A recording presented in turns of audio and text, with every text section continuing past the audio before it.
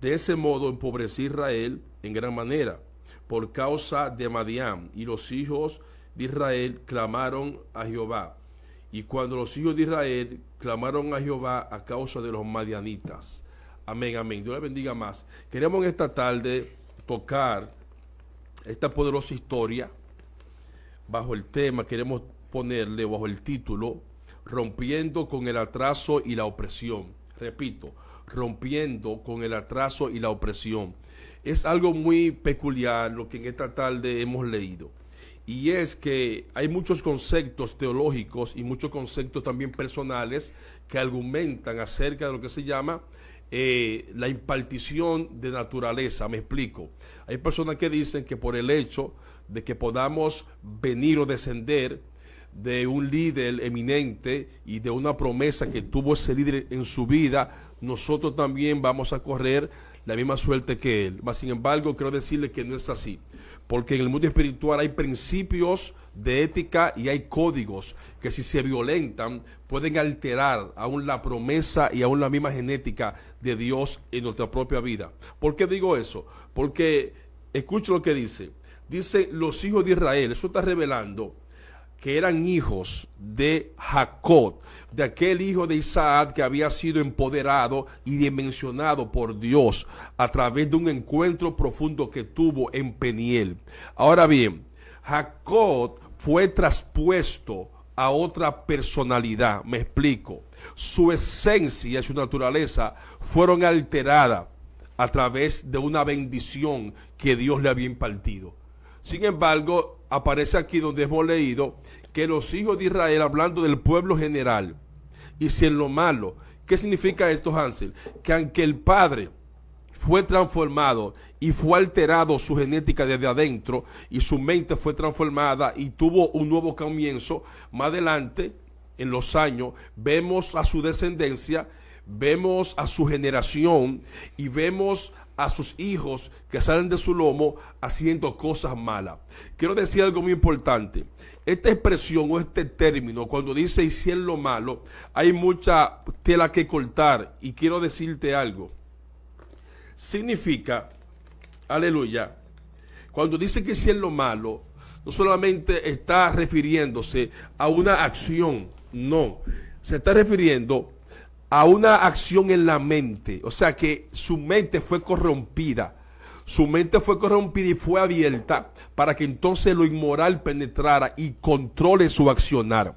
Tiene que ver también con la compañía. O sea, que si yo hago algo malo, Hansel, no solamente implica la acción o el haber mío haciéndolo, sino también tiene que ver con quién yo me socializo, con quién yo me junto, con quién yo hago coro, podemos decir. Tiene que ver con lo moral y con lo espiritual. Tiene que ver que su genética fue corrompida, hicieron lo malo. ¿Qué fue lo que hizo Adán en el huerto? Hizo lo malo, violentó principios eternos, violentó una agenda que Dios tenía para con él, y al él violentarla, entonces todo su futuro fue cambiado. Amén. Aleluya. Ya remontándome en la palabra que está desatando el pastor, la Biblia dice que los hijos de Israel hicieron lo malo ante los ojos de Jehová. He dicho resaltar que el Israel hacer lo malo, cometer pecado ante los ojos de Jehová, eso provoca que Dios lo entregue en mano de Madián.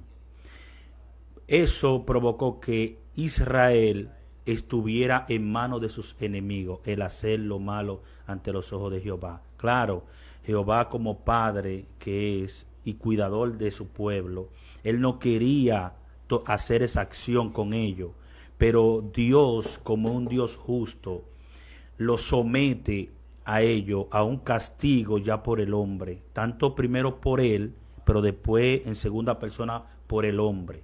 Al hacer lo malo, llegan a estar en la mano de sus enemigos, y sus enemigos en ese momento, ahí lo empiezan a oprimir, lo empiezan a ultrajar, lo empiezan a humillar. ¿Por qué?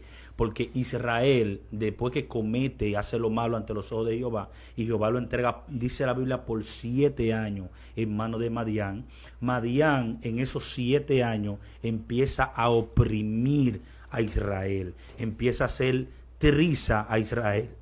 No solamente a los hombres, sino a las mujeres, se llevaban sus ganados, sus frutos. Y eso cabe resaltar, pastor, que cuando el hombre de Dios comete o hace algo malo ante los ojos de Jehová, Jehová también lo puede entregar en manos de los madianitas, porque los madianitas no tienen una figura estática.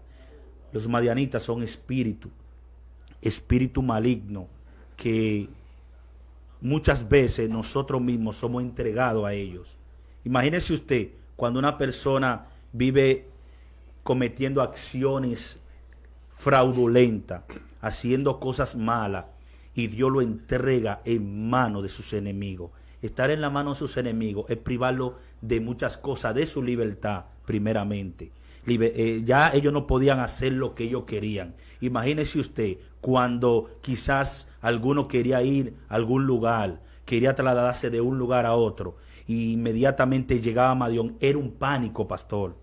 Era un pánico que vivía Israel por esos 7 años al estar esclavo de Madián.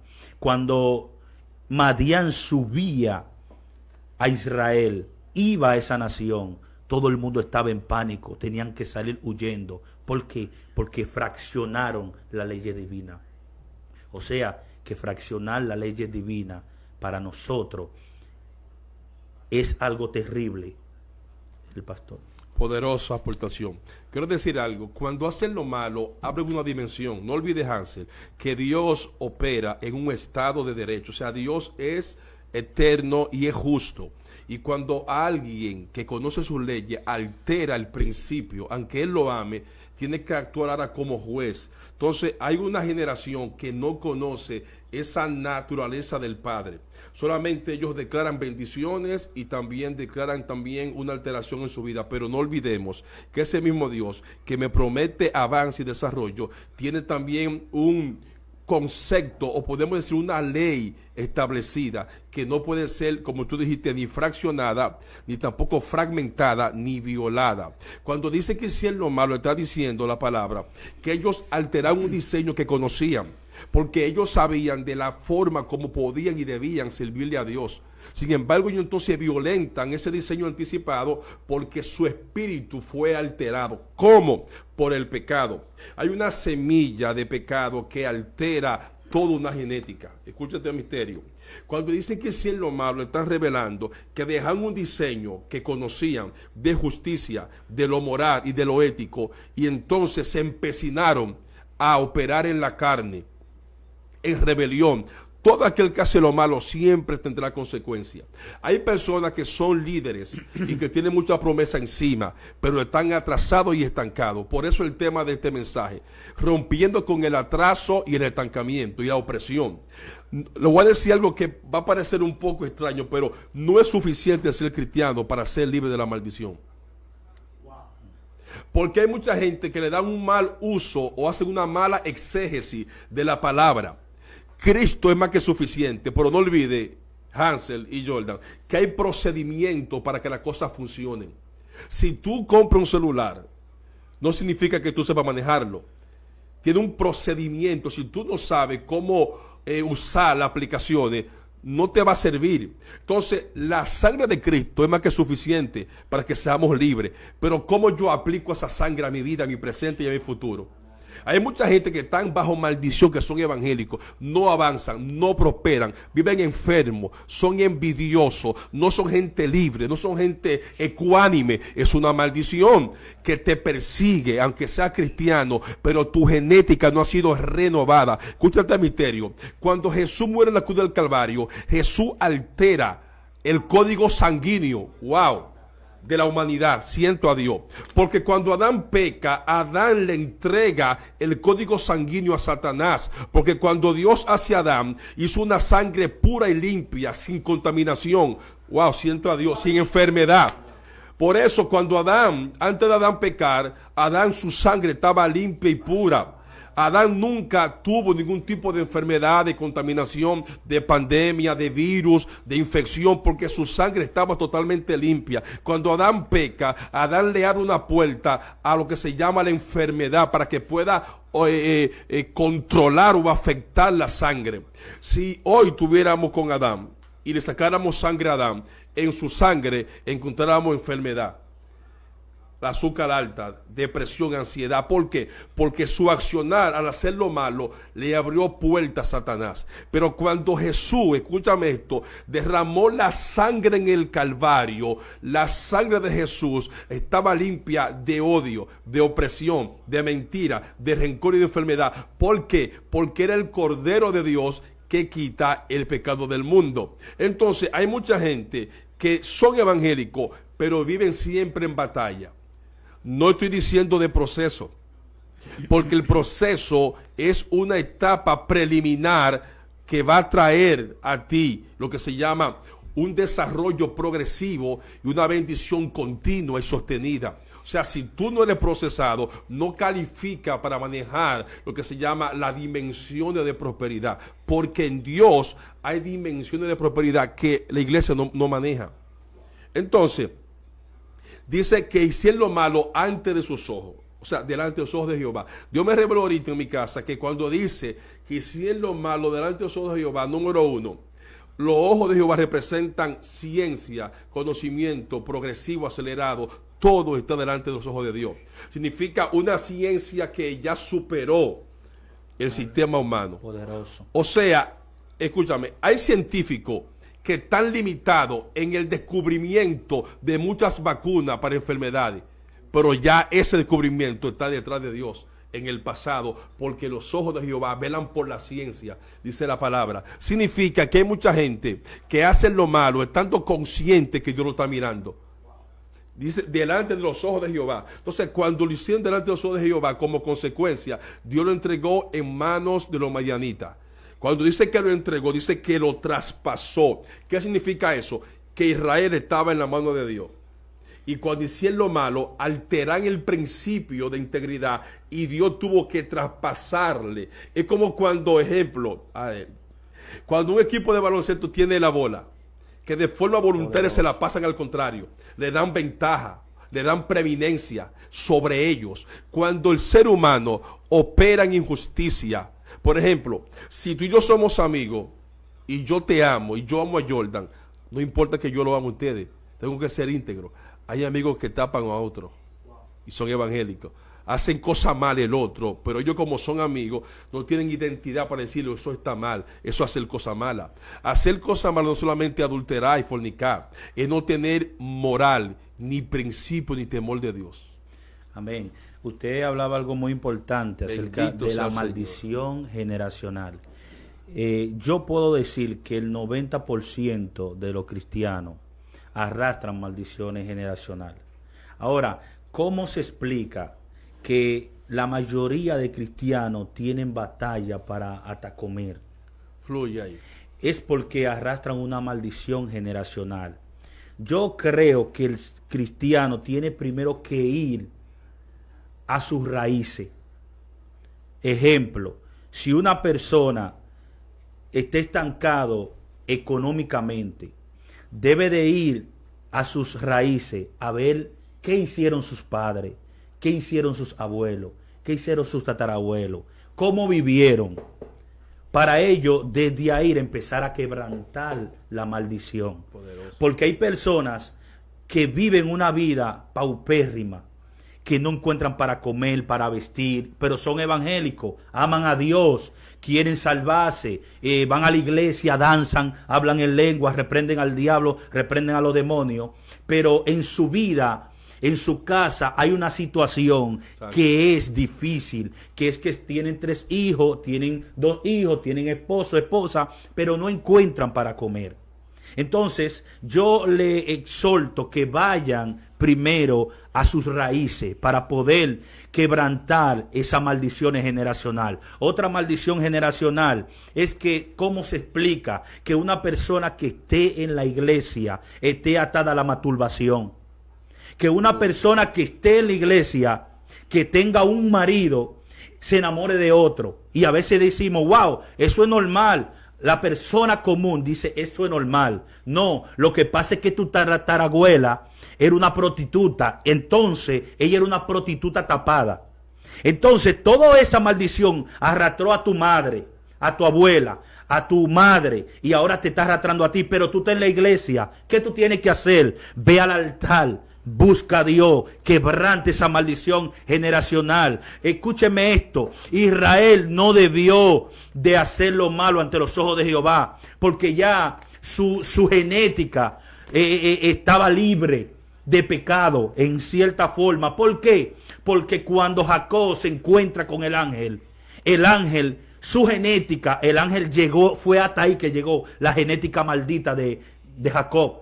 Porque cuando pelea con el ángel le dice, suéltame que raye el alba. Él le dice, no te voy a soltar hasta que no me bendiga. Dice la Biblia que tuvo que bendecirlo. Y le dijo, no te llamará más Jacob, sino te llamará Israel. Entonces, cuando le dice, no te llamará ya Jacob, sino Israel, en ese momento se transformó todo. Todo se cambió. La genética de Jacob cambió. Esa genética maldita cambió. Entonces los hijos de Israel están en una problemática en este pasaje bíblico, que hicieron lo malo ante los ojos de Jehová. Ahí se reveló la genética pasada de su padre, de pecado, de maldición. Entonces Jehová lo entrega en manos de Madián. Pastor. Poderoso. Hay principios, Hansel, que la iglesia no ha absorbido o no ha, podemos decir, entendido. ¿Por qué? Dice que Jehová lo entregó por 7 años. El número 7 no solamente un número de plenitud, porque a veces los teólogos hacemos más mal que bien, porque a veces no tenemos la impartición real y a veces utilizamos métodos que lo que hacen es que distorsionan el entendimiento del pueblo. ¿Por qué digo eso? Porque el número 7 no solamente un número de perfección, es un número de gracia y de juicio. Porque lo entregó por 7 años. ¿Por qué? Porque en 7 años Dios iba a quebrantar su ego, iba a quebrantar la opresión, iba a brindarle la oportunidad de que sean restaurados. Porque en 7 años Dios sabía que el pueblo iba a levantar sus ojos a Él. Porque en cada proceso Dios quiere que seamos restaurados, confrontados y redimidos. Porque a Él no le interesa solamente quebrantarnos. A Él le interesa quebrantarme para llamar mi atención, para poder tener mi corazón de nuevo otra vez. Porque cuando Él nos quebranta es porque Él siente que el corazón mío se está perdiendo de su presencia. ¿Escuchaste eso? Entonces, oye lo que dice el verso 2.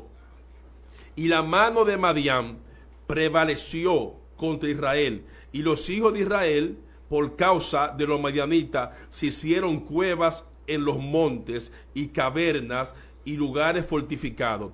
Cuando dice que prevaleció las manos, mano tiene que ver con diseño, con operación, con táctica de guerra, tiene que ver con ensanchamiento, con alcance. Está diciendo, la mano de Madián alcanzaban donde quiera que estaban los hijos de Israel, no podían esconderse. Tiene que ver, los principios de los madianitas eran exitosos en contra de la gente de Israel. ¿Qué significa eso? La iglesia no puede ser alcanzada por Satanás, ni tampoco por el dolor ni por la crisis. Yo sé que hay momentos de crisis, pero no son permanentes. ¿Qué significa eso? Que cuando los madianitas comenzaron a multiplicarse, a oprimir a Israel, dice la Biblia, que por causa, o sea, por la razón, por el motivo de los madianitas, la gente de Israel dice que se hicieron cuevas y cavernas. Pero aquí hay una dimensión profunda. Cuando dice que hicieron cuevas y cavernas, lo que el Espíritu Santo a mí me da a entender es que cueva y caverna representa dimensión de atraso, de pobreza, de falta de avance, de conocimiento, de falta de inteligencia. Por ejemplo, es como cuando que una gente del siglo XXI no tenga un celular todavía. Eso es atraso. Significa que hay un tipo de opresión que me roba mi futuro. Hay un tipo de opresión que empobrece mi gracia.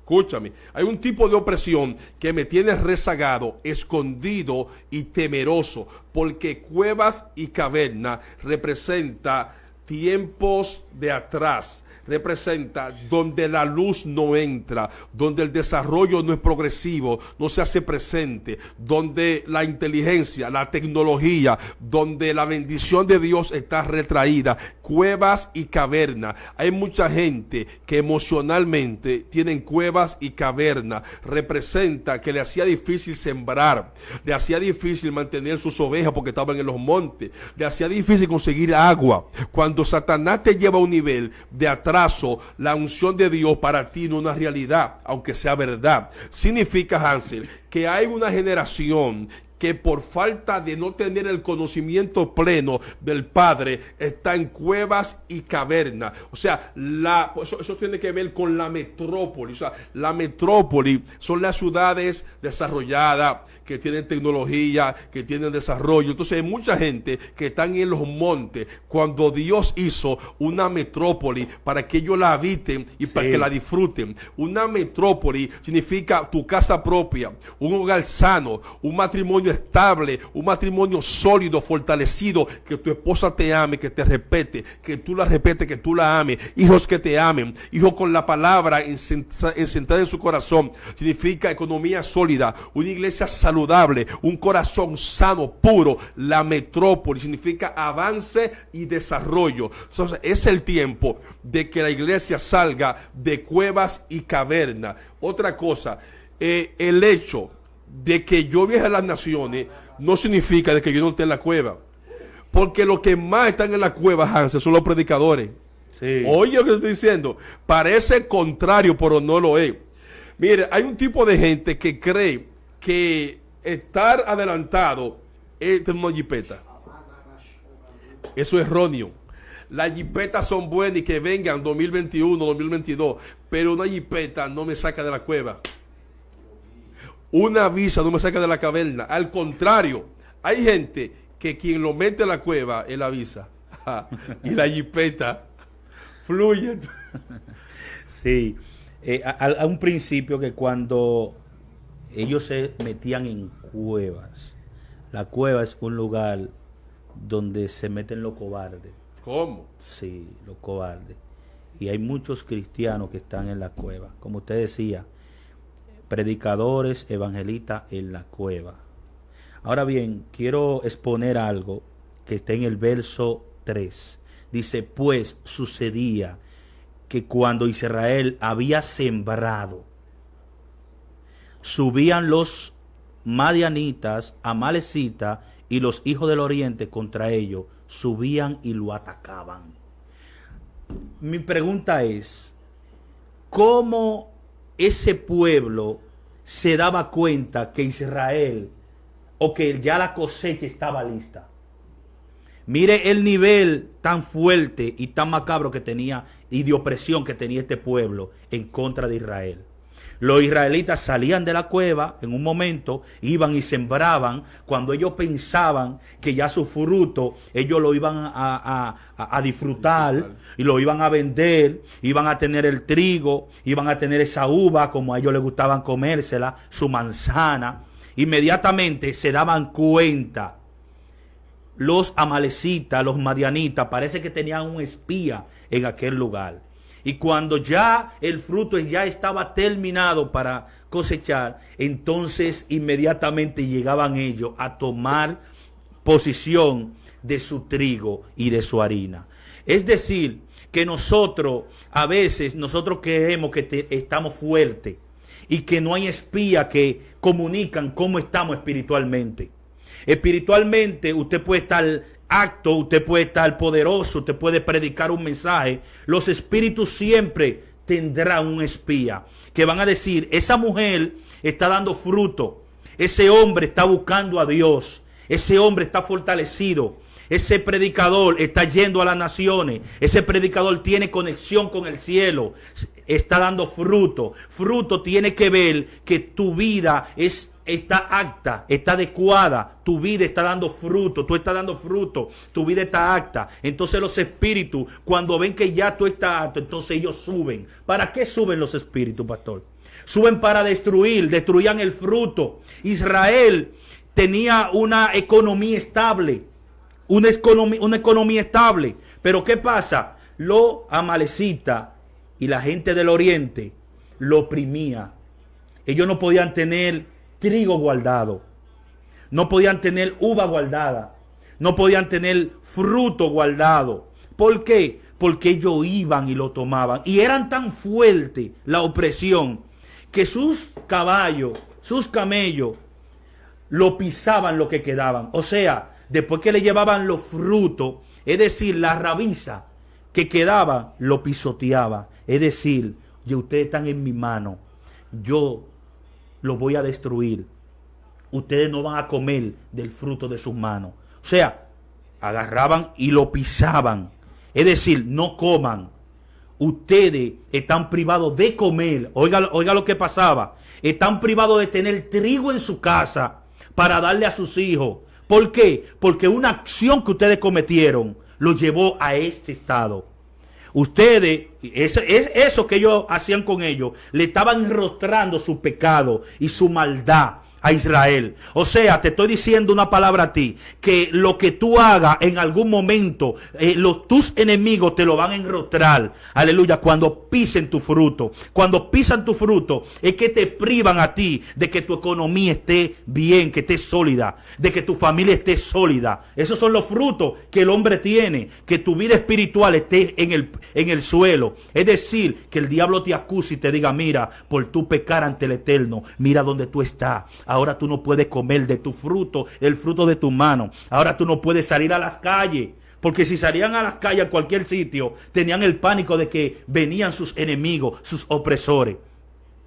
Poderoso, poderoso. Mientras tú hablabas, el Espíritu trajo algo a mi espíritu. Y quiero desatarlo ahora.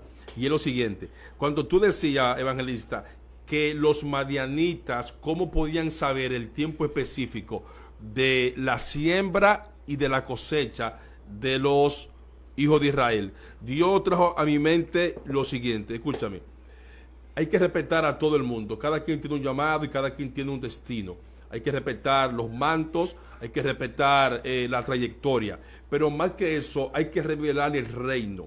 El reino, Hansel, es un diseño eterno que fue plasmado en el corazón de la iglesia para que pueda ser externado. Ejemplo, hay secretos, hay destinos que están contenidos en el Espíritu Santo. Si Él no me lo transfiere a mí, la humanidad nunca lo va a conocer.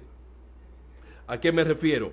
Wow. Nosotros como cristianos, la meta mayor es salvar nuestra alma, ser íntegros, ser canales para que el propósito eterno se haga materia en este tiempo físico, en esta temporada. Ahora bien, yo necesito entender que el Dios que me salva, el Dios que me purifica, que me libró de la cárcel, de hacer 10, 15 años, que me libró de las drogas, que me libró del estado de pecado, ese mismo Dios también me otorga por su gracia inefable, aleluya, inmerecida, la facultad de yo prosperar. Entonces la iglesia ha estado bien estancada en esa verdad. Hay muchos religiosos que entienden que cuando hablamos de prosperidad es porque estamos torcidos. No. Es que yo no puedo hablar de salvación sin prosperidad. Porque la salvación es como una oferta que concluye o que tiene otro tipo de ventajas. Cuando tú vas a un supermercado, a veces tú ves un combo que tiene mucho, ¿cómo se llama? Producto. Pero tú pagas el precio de un solo. La salvación ya fue pagada, pero involucra prosperidad, salvación, vida eterna, gracia, sanidad. Escúchame algo. Cuando Satanás puede meterse a mi atmósfera, escucha que te voy a revelar. Cuando Satanás, un espíritu de miseria, de crisis y de deuda, interrumpe mi atmósfera, es porque yo estoy fragmentado. Es porque yo hice algo malo que le da acceso al enemigo a conocer y a leerme a mí.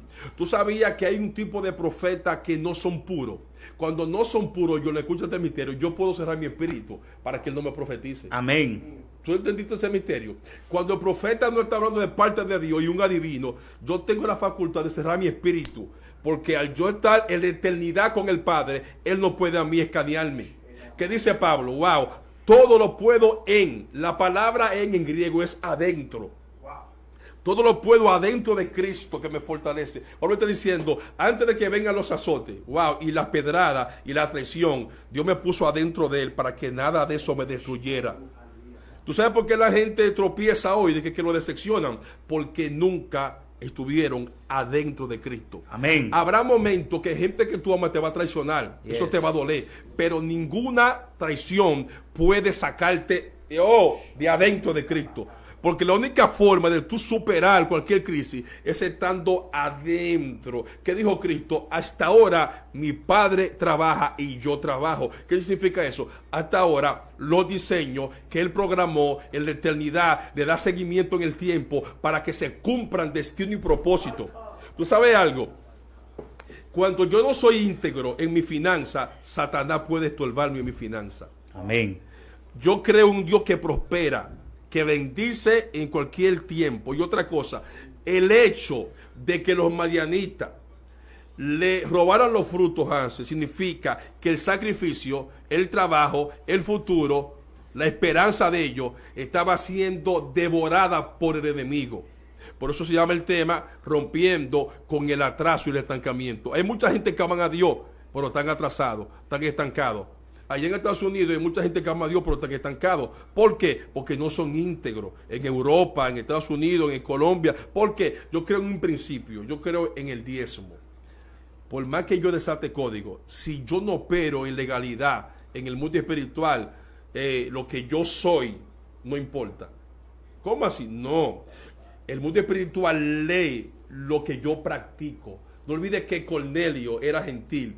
Y lo que practicaba fue tan profundo que impactó a Dios y le dijo a Pedro en Jope, ve allá, porque hay un hombre que está haciendo limosna. O sea, que el hombre no era judío, pero hizo algo, un principio que afectó la eternidad. Fluye. Amén. Cuando nosotros tenemos patrones a seguir de conducta buena, nosotros siempre seremos exitosos. Explícame eso. Ejemplo, Israel debió de seguir el patrón de Jacob. Debió de seguir el patrón. ¿Sabe cómo yo veo a Israel? A Israel yo lo veo como la iglesia. Sí, que no quieren, se rehúsan a la paternidad. ¿Cómo así? Sí, se rehúsan a la paternidad. Porque cuando un hombre tiene paternidad y la paternidad es pura, siempre será exitoso. Israel debió de seguir el patrón a seguir de Jacob. ¿Por qué? Porque Jacob peleó con el ángel para que su patrón de conducta maldita se rompa, y el ángel la rompió. Entonces, de ahí en adelante, Israel debió de ser poderoso. No debió de caer en tanto fango como cayó. Entonces, yo veo tanto ministros que caen en fango es porque se rehúsan a la paternidad. Por ejemplo, usted y yo estamos en este programa, pero es bueno resaltar que usted es mi pastor, usted es mi mentor. O sea, yo tengo que tener la genética de mi pastor. Y eso es lo que pasa con muchos ministros, que se rehúsan a la paternidad. Y por eso caen explotados. Y usted lo ve que predican, pero no tienen gloria, no tienen unción, porque hay un principio que no tiene la genética de su padre. Es más, quiere que le diga algo poderoso. Cuando la mujer, la viuda, ve a Eliseo, la viuda no le habla de ella. La viuda no habla desde ella. La viuda dice, yo soy esposa de un hijo de los profetas. ¿Sabe dónde ella se trasladó? Ella se trasladó a la genética profética y le dijo, el hombre que murió era hijo de profeta, tiene genética profética, y para yo poder recibir lo que yo quiero, yo tengo que ir a esa genética profética, y le reclamó a la genética profética. O sea, predicador, mientras tú te rehuses a la paternidad, tú siempre serás un mediocre, un predicador mediocre. Si Israel hubiese seguido el patrón a seguir de Jacob, no hubiese estado en este estado que estaba por 7 años esclavo por los madianitas. ¿Más quiere que le diga algo? Me voy a desatar ahora. Hay predicadores que son esclavos de los madianitas. ¿Quiere que te diga como un predicador es esclavo de los madianitas? Cuando un predicador se masturba, le voy a desatar ahora. El predicador va y da una gloria fuerte y va y habla en lengua en la iglesia. Pero cuando la noche llega y todos se ocultan, todos se duermen, ahí estás tú solo, solamente estás tú, Dios y los demonios. Y tú entonces empiezas a pecar contra tu cuerpo. Pero no tan solo, mujeres también. Mujeres de Dios que están atadas porque los madianitas le tienen el pie en el cuello.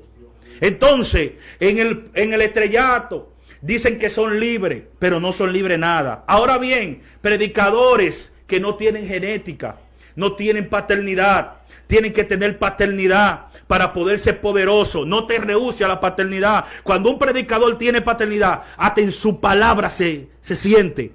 Wow, ¿quién es el papá de ese muchacho? Porque ahora mismo se está hablando de paternidad y la gente maldice ese tema, porque la gente se rehúsa a ser mentoreado. La gente se rehúsa. Entonces, ¿cómo es que ahora Israel está 7 años en manos de sus enemigos? Ahora bien, ¿quería Dios que ellos estén así? Claro que no. Su pecado lo llevó a ese estado. 7 años, 7 años siendo esclavo de un pueblo, no podían comer. Israel se rehusó a la paternidad de Jacob. Cuando un predicador se rehúsa a la paternidad, el predicador es un fracaso. Es más, ¿tú quieres que te diga algo? La mayoría de predicadores no diezman. El 99.99 de los predicadores no diezman. Ahora tú me dices a mí, tú le dices a un predicador, varón, Dios te bendiga. Amén, ministro, yo te quiero invitar a una campaña. Ah, sí. ¿Cuál es el día? No, dame primero el número de tu pastor, porque quiero hablar con él. Y empiezan a gaguear. ¿Tú sabes por qué gaguean? Porque su pastor lo tiene 5 y 4 meses que no lo ve en su casa. O sea, en su iglesia, en la iglesia. O sea, se rehúsan a la paternidad. Nadie sabe dónde se congregan. Cuando le dicen quién es tu pastor, le citan el Salmo 23. El Señor es mi pastor y nada me faltará. Tú estás siendo esclavo de los madianitas. Y Dios en este momento nos está usando a nosotros para que tú seas libre de los madianitas. Para que tú no seas esclavo. Para que los madianitas no se lleven tu fruto, no se lleven tu trigo. Es más, ¿tú quieres que te diga algo? Cuando los madianitas querían una mujer linda, ¿dónde ellos iban? Ellos iban a Israel. Cuando los madianitas tenían construcciones, construir muros, ellos decían, no metan a ninguno de los esclavos de aquí, vamos a Israel. Y iban y buscaban los esclavos en Israel. Los hombres que un tiempo fueron libres, ahora son esclavos. ¿Por qué? Porque fraccionaron la ley divina. O sea, cuando el hombre de Dios o la mujer fracciona la ley divina, esa mujer es esclava del diablo, esclava del sistema. Pastor. Poderoso. Para concluir, quiero dar un último toque. Vamos a darle seguimiento a esta palabra el miércoles que viene. Vamos a hacer una serie porque está muy profundo y muy poderoso. Quiero decir algo. La paternidad es un tema mayormente desconocido por la mayoría de cristianos en Dominicana. Número 2, criticado, y número 3 también atacado, porque desconocen su propósito y su origen. Eso está en la palabra. Escúchame algo. Cuando tú tienes un padre real, porque hay muchos padres que son falsos. ¿Por qué? La única forma de saber si alguien es padre es cuando alguien llega a sus manos sin diseño, confundido, con miedo, con temor, herido. Y ese padre, como posee un elemento adquirido en la eternidad e impartido por Dios, no obtenido en instituto, y es bueno porque yo doy clase de instituto, o daba, o sea, no hablo en contra de teología, pero lo más importante son los diseños. Hay muchos hijos que significan predicadores con buen futuro, pero sin diseño. Entonces, al no tener diseño, no pueden afectar su futuro, porque diseño no es predicar en campaña ni en congreso. Se ha malinterpretado por muchos años.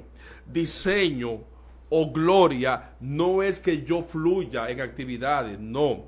Hay actividades donde cuando quienes la organizan son gente madura y profundo, no me invitan, porque ellos ven que yo tengo una ausencia, una carencia de paternidad y de diseño. Hay un tipo de actividades que solamente van a predicar gente con diseño, gente que en la palabra son maduros y que naveguen en profundidad, porque hay diferentes tipos de actividades. Pero cuando tú tienes un padre, tú vas a ser atraído por la multitud. ¿Por qué? Porque la multitud necesita dirección y nadie sin paternidad posee la legalidad de poder dirigir a otros. Con esto termino. Un hijo tiene que ver con alguien con un llamado, a adorar, a predicar, a pastorear, a ser evangelista, un llamado poderoso, pero él no sabe cómo activar ese llamado. Entonces, ¿cuál es la función del padre? Número uno, leer el código genético, leer el diseño y el plano que trae este muchacho, entonces leerlo y activarlo y maximizar su potencial. ¿Cómo yo sé que yo soy un padre? Cuando yo encuentro a un hijo que está corriendo a 20 y cuando yo le imparto corre a 100. O sea, se le cambió la atmósfera. Claro. Entonces, quien lo hace Dios.